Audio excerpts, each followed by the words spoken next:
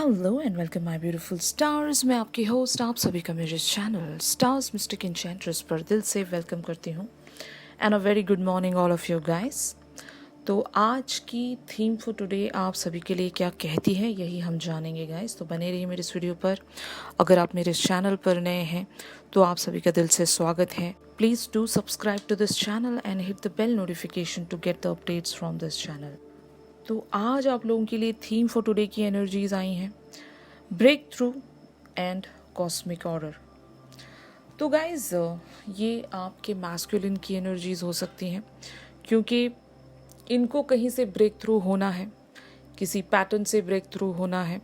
Finally खुद के लिए एक रिस्क टेकर इन्हें बनना पड़ेगा, ताकि जो भी जिस भी सिचुएशन में अभी बने हुए थे वहाँ से इनको निकलना पड़ेगा। अगर इस कार्ड में अगर आपको नज़र आ रहा हो तो that person is breaking through some shell, या फिर एक किसी केज से आज़ाद हो रहा है ये इसमें जो भी पर्सन है, और इसके अंदर से एक लाइट भी एमिट हो रही है, और वही लाइट है जो इस पर्सन को एक रिस्क टेकिंग की तरफ पुश कर रहा है।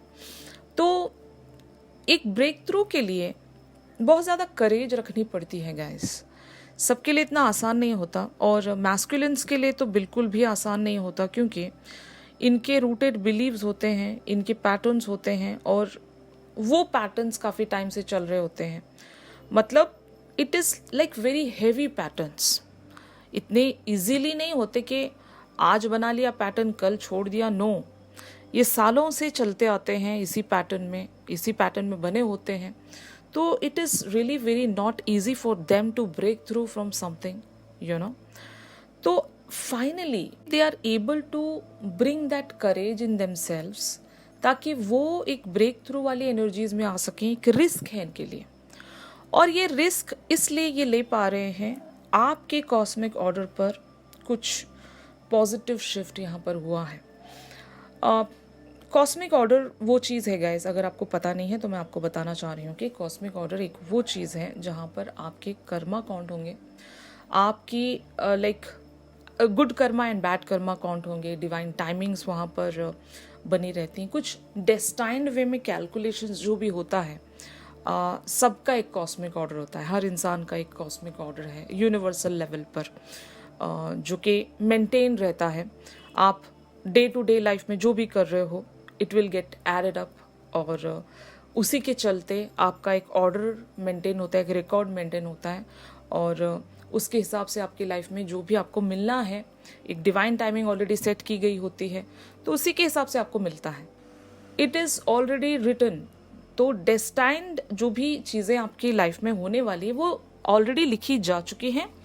बट हाँ, कार्मिक लेवल पर आप कैसे एक्शन या रिएक्शन रखते हो अपने डे टू डे लाइफ में, डिसीजन मेकिंग्स में, वो चेंज होते रहते हैं। और जो डिलेज वगैरह का जो भी जो शिफ्ट है वो आपके कार्मिक चीज़ों पर डिपेंड करता है। अब सपोज करो आपने कुछ हासिल कर लिया अपनी लाइफ में, क्योंकि आपकी डेस्टिनी में वो लिखा गया था, आपने उस चीज़ को हासिल कर लिया, फिर आप उस चीज़ के साथ अनजस्ट वे में रहे। फॉर एग्जाम्पल, आपको ढेर सारी वेल्थ मिली, ओके, क्योंकि वो आपकी डेस्टिनी में लिखी जा चुकी थी, लेकिन वहाँ पर आपको चेक किया जाएगा, मतलब आपकी डे टू डे लाइफ में देखा जाएगा कि उस वेल्थ का आप क्या कर रहे हो, यू नो। वेल्थ ले लो, या फिर कोई चीज़, अगर आपको पर्सन आपके मिल गए हैं, आपने बहुत ही मन्नतों से उन्हें मांगा था, और बहुत ही प्रे करके एक मैनिफेस्टेशंस में जाकर आपने उनको यूनिवर्स से मांगा, प्रे किया उनके लिए, फाइनली आपने उनको हासिल कर लिया, ओके, और वो आपको मिल गए, क्योंकि आपके कॉस्मिक ऑर्डर्स में आपने काफ़ी सारे चेंजेस किए, उनको मांगकर आपने हासिल कर लिया। जब एक बार उनको आपने हासिल कर लिया, तो उस पर्सन के टूवर्ड्स आपका बिहेवियर क्या रहेगा ये देखा जाएगा वहाँ पर। वो कहते हैं ना, भगवान हमें दे कर भी देखते हैं, हमसे छीन कर भी देखते हैं। तो ये टेस्टिंग आपकी लाइफ में चल रही होती है, आप जो चाहते हो वो आपको मिल जाएगा, लेकिन उसको सस्टेन करके रखना, उसको अपने पास होल्ड करके रखना, ये आप लोगों के हाथ में है। तो सेम लाइकवाइज दौलत की भी बात है। अगर आप बहुत ज़्यादा वेल्दी हो गए, रिचेस्ट हो गए, तो उस दौलत का आप किस वे में इस्तेमाल करते हो, क्या करते हो, उस चीज़ से क्या गलत काम कर रहे हो, सही काम कर रहे हो, इट मैटर्स, राइट। तो कई लोगों को आपने देखा होगा, उनको बहुत सारा कुछ मिल जाता है, लेकिन क्योंकि उनके कार्मिक लेवल पर कुछ ऐसी चीज़ें वो लोग कॉस्मिक ऑर्डर पर कुछ ऐसी चीज़ें क्रिएट कर देते हैं ड्यू टू बैड कर्मा और समथिंग, या फिर एक बेवकूफ़ी भी ले लो, क्योंकि जब भगवान ने आपको दिमाग दिया है तो दिमाग का इस्तेमाल करके आप बहुत सारी चीज़ों को ब्यूटिफुली इन्वेस्ट भी कर सकते हो, उसका सही उपयोग करके उसको किसी अच्छे काम में लगा सकते हो। जब आपको दिमाग दिया गया था, आपने बेवकूफ़ी की, कहीं और इन्वेस्ट कर दिया, पैसा सारा डुबा दिया, तो ये भी तो आपका एक एक्शन ही है, एक डिसीजन मेकिंग थी आपकी, तो आपने वो किया और आपसे वो छिन गया। It is so simple guys. आपकी जो डेस्टाइन चीज़ें हैं, सबके लाइफ में सबकी किस्मत अच्छी लिखी जाती है, लेकिन उस किस्मत को आप कैसे सस्टेन करके लेकर जाते हो अपनी लाइफ में, वो टोटली आप ही लोगों के हाथ में है। तो कॉस्मिक ऑर्डर के बारे में मैं आपसे यही कहना चाहती हूँ कि ये जो आपके पर्सन का ब्रेक थ्रू होना, आपने यहाँ पर कुछ मैनिफेस्ट किया था, वो भी डीपेस्ट वे में जाकर, तो फाइनली तो आपके कॉस्मिक ऑर्डर पर एक पॉजिटिव शिफ्ट के चलते वो डिवाइन टाइमिंग आप लोगों की लाइफ में इस वे में आ रही है कि ये फाइनली ब्रेक थ्रू हो रहे हैं किसी पैटर्न से, ताकि आपकी तरफ आगे बढ़ सके। फाइन, तो काफ़ी टाइम से आप इनका इंतज़ार कर रहे होंगे, जो भी पर्सन है इनके साथ एक आप लाइफ की बिगिनिंग करना चाहते होंगे। मुझे वाइब उन सेट ऑफ मैस्कुलिन्स की आ रही हैं जिन्होंने ऑलरेडी अपनी फेमिनिन्स को कमिटमेंट दिया था और वो उनसे शादी के वादे करके गए थे, या फिर शादी ऑलरेडी इन्होंने की थी फिर भी वॉक अवे हो गए थे कुछ प्रॉब्लम्स के चलते, या फिर मिसअंडरस्टैंडिंग्स, आर्ग्यूमेंट्स, दूसरे लोगों के इन्वॉल्वमेंट के चलते। कोई थर्ड पार्टी सिचुएशन ले लो, कोई थर्ड पार्टी पर्सन ले लो, यू नो। तो बहुत सारी सिचुएशंस के चलते अगर ये आपसे वॉक अवे हो गए थे और आपके टुवर्ड्स एक्शन लेने से ये मोटिवेटेड खुद को फील नहीं करते थे because of the circumstances and conditions and all, तो फाइनली आपने इनको मैनिफेस्ट किया है, आपने कुछ अच्छे कर्म किए हैं कि आपकी ये डिवाइन टाइमिंग बहुत जल्दी यूनिवर्स आपके लिए लेकर आ रहा है। तो फाइनली ये पर्सन जिसको भी आप बहुत दिल से चाह रहे हो, विश कर रहे हो इनके लिए, ये पर्सन फाइनली आ रहे हैं आपके टुवर्ड्स। तो आज की थीम यही है गाइस। इन कार्ड्स को मैंने क्लैरिफाई किया है, जैसे कि यहाँ पर कार्ड्स में देख सकते हो 3 of pentacles, 8 of wands, 10 of cups, the emperor, judgement and is king of cups. तो there is no doubt in it, ये एक कोलैबोरेशन में आपके साथ आना चाहते हैं और हो सकता है कोई गुड न्यूज़ आपके टुवर्ड्स लेकर आएँ, या फिर इनके बारे में कोई गुड न्यूज़ आप तक पहुंचाए, यू नो, इनके म्यूचुअल फ्रेंड्स या फिर आप दोनों को जो भी लोग जानते हैं उनके थ्रू, या फिर किसी सोशल मीडियम के थ्रू आप कुछ गुड न्यूज़ इनकी तरफ से सुनने वाले हो, जो कि आपके लिए बहुत ज़्यादा एक सेलिब्रेशन वाली एनर्जीज़ आपकी लाइफ में चल कर आ रही हैं।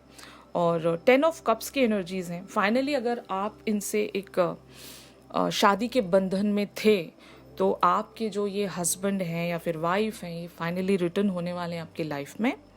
और अगर इन्होंने आपसे शादी का वादा किया था लेकिन ये वॉकअवे हो गए थे आपकी लाइफ से, तो दोबारा से ये आ रहे हैं आपके टुवर्ड्स वही गुड न्यूज़ लेके कि आपके साथ इस कनेक्शन में ये और एक चांस चाहते हैं, या फिर इस कनेक्शन को एक और मौका देना चाहते हैं। तो जो भी आप लोगों की सिचुएशंस रही हैं उसके अकॉर्डिंग एक बहुत ही पॉजिटिव शिफ्ट उन सेट ऑफ फेमिनिन्स की लाइफ में आ रहा है जिन्होंने बहुत ज़्यादा मतलब कह सकती हूँ सब्र किया है, पेशेंटली बने रहे हैं और इस पर्सन को बहुत ही ब्यूटीफुली एक डिवोशनल पर्सन की तरह मैनिफेस्ट किया है। डिवोशनल पर्सन का मीनिंग वो होता है गाइस कि जब आप एक पर्सन को मैनिफेस्ट कर रहे हो तो आप उन्हीं को मैनिफेस्ट करोगे, वहाँ पर कोई और पर्सन नहीं होना चाहिए आपकी लाइफ में। मतलब बहुत ज़्यादा हमारे म्यूचुअल इंटरेस्ट्स भी रहते हैं ना, कि एक पर्सन को लाइफ में रखा तो दूसरा ऑप्शन भी रहता है साइड में।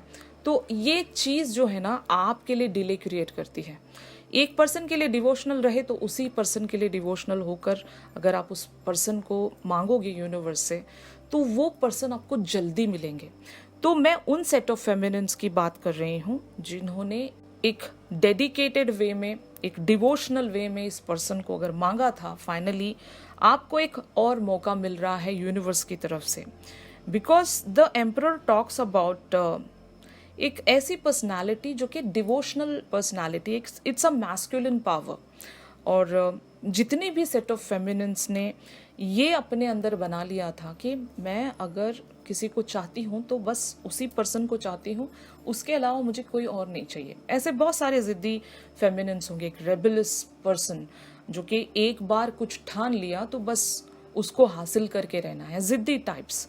तो उन ज़िद्दी टाइप्स फेमिनिन्स के लिए फाइनली इनकी कोई विश पूरी हो रही है और इनके पर्सन को एक मोटिवेशन यूनिवर्स लेवल पर मिल रही है कि आपके टुवर्ड्स आगे बढ़ें, और वो जजमेंट आपको यूनिवर्स दे रहा है।